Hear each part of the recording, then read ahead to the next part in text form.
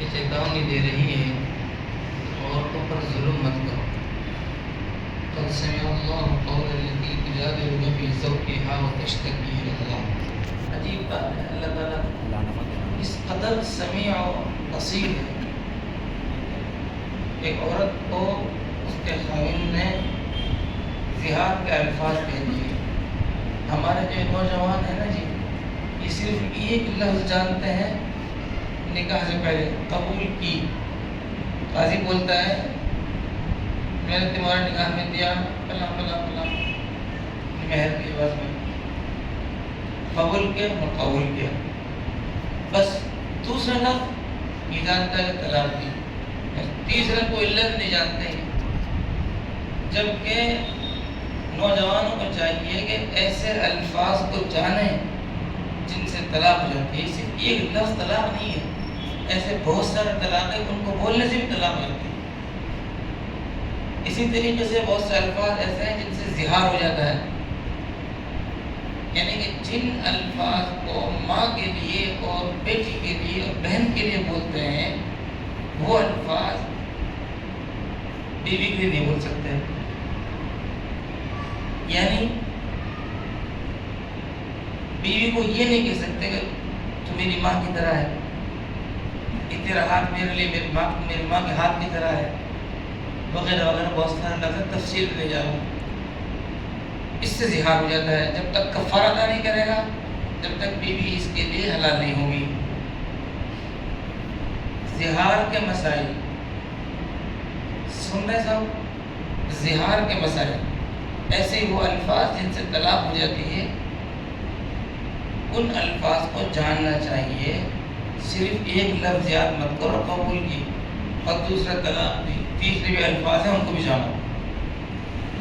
خیر جی، واقعہ یہ ہوا کہ ایک صحابی نے اپنی بیوی کو ایسے لفظ بول دیا جس سے زہار ہو گیا. زمانہ جاہلیت میں حضور پاک صلی اللہ علیہ وسلم کی تشریف آنے سے پہلے زہار کو طلاق کی طرح مانا جاتا تھا. انہوں نے سمجھا طلاق ہو گئی. اب حضور پاک جائیں گے کہاں؟ سب کے ماں اور ملجا، سب کا ٹھکانہ، مظلوموں کا ٹھکانہ کہاں تھا؟ حضور پاک صلی اللہ علیہ وسلم کے پاس. وہ گئی اور جا کر حضور پاک صلی اللہ علیہ وسلم سے اپنا ٹکڑا سنانے لگی. اور جب آدمی کے ساتھ ایسے حالات آتے ہیں تو یہ بھی چاہتا ہے بندہ کہ میں اپنا ٹکڑا سناؤں، مسئلہ کا حل بھی نکلے، اور یہ بھی چاہتا ہے کہ کسی کو پتہ نہ چلے. تو وہ بوڑھی عورت حضور پاک صلی اللہ علیہ وسلم کے پاس جا کر خاموشی کے ساتھ آہستہ آہستہ اپنا ٹکڑا سنا رہی تھی. حضرت عائشہ صدیقہ رضی اللہ عنہ کہتی ہیں کہ میں وہیں تھی لیکن میرے کان میں ایک لفظ نہیں آ سکا. کیا کہہ رہی ہیں؟ میں نے غور کیا یہ کیا کہہ رہی ہیں، کیا ٹکڑا سنا رہی ہیں؟ مجھے کچھ پتہ نہیں چلا کہ مجھے تو سنائی نہیں دیا، لیکن جبریل علیہ السلام آ گئے کہ اللہ نے سن لیا. اس اللہ کی بندی کا ٹکڑا اللہ نے سن لیا. قد سمع اللہ نے اس کی بات سن لی. اس لیے جو عورتوں پر ظلم کرتے ہیں نا جی، وہ یہ مت سوچیں کہ میرے تھانے میں چل جائے گی، تحصیل میں چل جائے گی، عدالت میں تک چل جائے گی. یہ دیکھو مظلوم عورت کے لیے اللہ نے یہ پیغام دیا کہ اللہ نے اس کی سن لی. بہت سے لوگ عورتوں پر ظلم کرتے بڑے جری ہوتے ہیں. عورتوں ذرا ذرا سی بات پہ بیویوں سے ناراض، ان کو مہینوں کے لیے دے کے بھیج دینا، چھوڑ دینا، طلاق دے دینا، مقدمہ کر دینا، اور مہینوں خیر خبر نہ لینا. ارے کوئی مسئلہ ہوتا ہے اس کا حل بھی ہوتا ہے. ناراضگی ہر گھر میں ہو جاتی ہے، کوئی مسئلہ نہیں ہے، لیکن اس کا مطلب بائیکاٹ نہیں ہوتا، چھوڑ دینا نہیں ہوتا، طلاق دینا نہیں ہوتا. صرف اتنا جملہ یاد رکھ لو بس کہ اللہ تعالیٰ نے مظلوم عورت کی بات ایسی سنی کہ قرآن میں اللہ نے اعلان کر دیا قد سمع اللہ نے اس کی بات سن لی. اس لیے عورتوں پر ظلم کرنے سے ڈرنا چاہیے.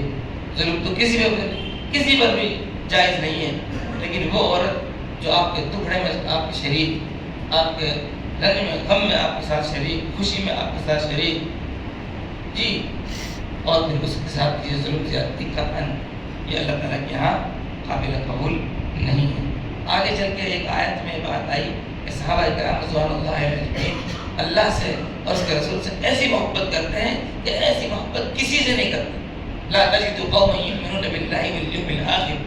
اس میں یہ مضمون بیان ہوا ہے کہ صحابہ اللہ اور اس کے رسول سے ایسی محبت کرتے ہیں، ایسی محبت وہ کسی سے نہیں کرتے، چاہے وہ ان کے اپنے خاص ہوں، ماں باپ ہوں، آبا و اجداد ہوں، قوم ہو، برادری ہو، کسی سے اتنی محبت نہیں کرتے جتنی اللہ اس کے رسول سے محبت کرتے ہیں. اور اس کی جزا، اس کا انعام اللہ نے یہ دیا رضی اللہ عنہم ورضوا. قرآن پاک میں 4 جگہ یہ لفظ آیا ہے، ایک جگہ اس جگہ پر ہے. اس بات کا اجر ہے کہ اللہ سے اس کے رسول سے سب سے زیادہ محبت کرتے ہیں کہ اللہ نے ان کو رضی اللہ عنہ کا انعام دیا. آگے چل کے ایک آیت آئی ہے، اس میں کہا یا ایھا الذین آمنوا کونوا انصار اللہ. بھائی گھر کے، قربہ کے، رشتہ داروں کے معاون سب ہوتے ہیں. عیسیٰ علیہ السلام نے آواز لگائی اللہ کے دین کے معاون بنو. کس کے معاون بنو؟ اللہ. کونوا انصار اللہ، تم انصار اللہ بن جاؤ. نبیوں کے ساتھ دینے والے انصار کہلائے ہیں. یا ایھا الذین آمنوا، جن لوگوں نے ایمان قبول کر لیا ہے وہ لوگوں تم اللہ کے انصار بن جاؤ، اللہ کے دین کے مددگار بن جاؤ. جی عیسیٰ علیہ السلام نے کہا تھا تو اسی کا حوالہ ہے کہ اللہ تعالیٰ نے ہم سے بھی کہا ہے یا ایھا الذین آمنوا کونوا انصار اللہ. اے ایمان والو اللہ کے انصار بنو، اللہ کے دین کے مددگار بنو. آپ کی قوت سے، آپ کی طاقت سے، آپ کی وجاہت سے، آپ کی صلاحیت سے، آپ کے وقت سے دین زندہ ہونا چاہیے. یہ بتلایا جا رہا ہے. ایک آیت میں آگے چل کر جمعہ کی اذان کے احکام آئے ہیں، تفصیل سے پھر کبھی عرض کر دیا جائے گا. اور یہ بات ویسے بھی کہی جاتی رہتی ہے کہ اللہ تعالیٰ نے فرمایا ہے اذا نودی للصلاۃ من یوم الجمعۃ فاسعوا الی ذکر اللہ. جب جمعہ کی اذان ہو جائے تو اب ہر وہ کام ناجائز ہو گیا جو جمعہ سے روکنے والا ہے. اب اندازہ لگائیے، یہ والی بات 99% مسلمان جانتے ہیں. جب جمعہ کی اذان ہو گئی تو کاروبار ناجائز. اس کے باوجود ہمارے بازار کھلے ہوتے ہیں. میں کہا کرتا ہوں مسجدوں کی دکانیں بھی کھلی رہتی ہیں. بہت سی مسجدوں میں دکان ہے. یہاں کی بات نہیں کر رہا، یہاں تو ولی اللہ ہے، یہاں کی بات نہیں کر رہا ہوں. کبھی آپ نواز پاک مجھے پکڑے، آپ تو جنید بغدادی لوگ ہیں، آپ تو بزرگ لوگ ہیں، اللہ والے ہیں، آپ تو جمعہ کے دن دعائیں نہیں بولتے ہوں گے. میں ان کی بات کر رہا ہوں جو جمعہ کی اذان ہو گئی پھر دکان کھلی رہتی ہے. اور ایک ہیلا چلایا ہوا، ہیلا سن لو پھر بات ختم. لوگوں نے کیا کر رکھا ہے کہ میرے دکان پہ 4 بندے بیٹھیں گے، ایک بندہ وہاں جمعہ پڑھ جائے گا، دوسرا بندہ وہاں جمعہ پڑھ جائے گا، تیسرا وہاں پڑھ جائے گا، چوتھا وہاں پڑھ جائے گا. دکان بند نہیں ہوگی، دکان بند نہیں ہوگی، دکان پہ شٹر نہیں، ہم تو کاروبار بند ہو جائے گا، ہمارا برباد ہو جائیں گے. اللہ کے حکم پر چل گئے تو ہماری دکان کیسے رہ سکتی ہے؟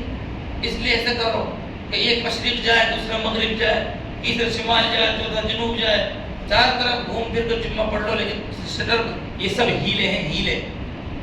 حکم کیا ہے؟ پہلی اذان جہاں کی آواز آ گئی وہ چاہے کہیں کی اذان ہو، دکان بند. یہ حکم.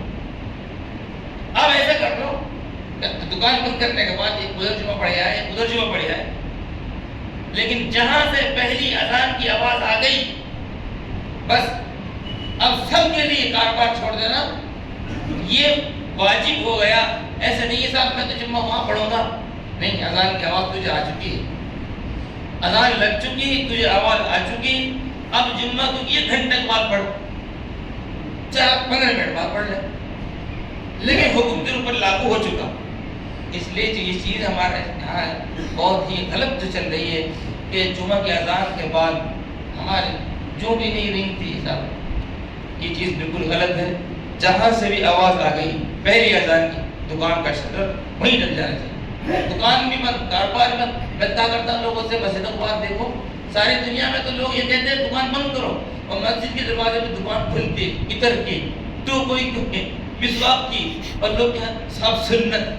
ارے بابا اذان کے بعد تیرے دکان بند کرنا واجب ہو گیا، تو سنت جاری کر رہا ہے. اب سنت نہیں ہے، سنت پہلے تھی. خرید و فروخت اب کچھ بھی نہیں ہے.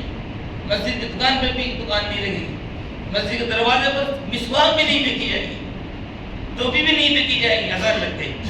اس لیے ان مسائل کو جاننا بھی ضروری ہے اور ان پر عمل کرنا بھی ضروری ہے. اللہ مجھے بھی آپ کو عمل کی توفیق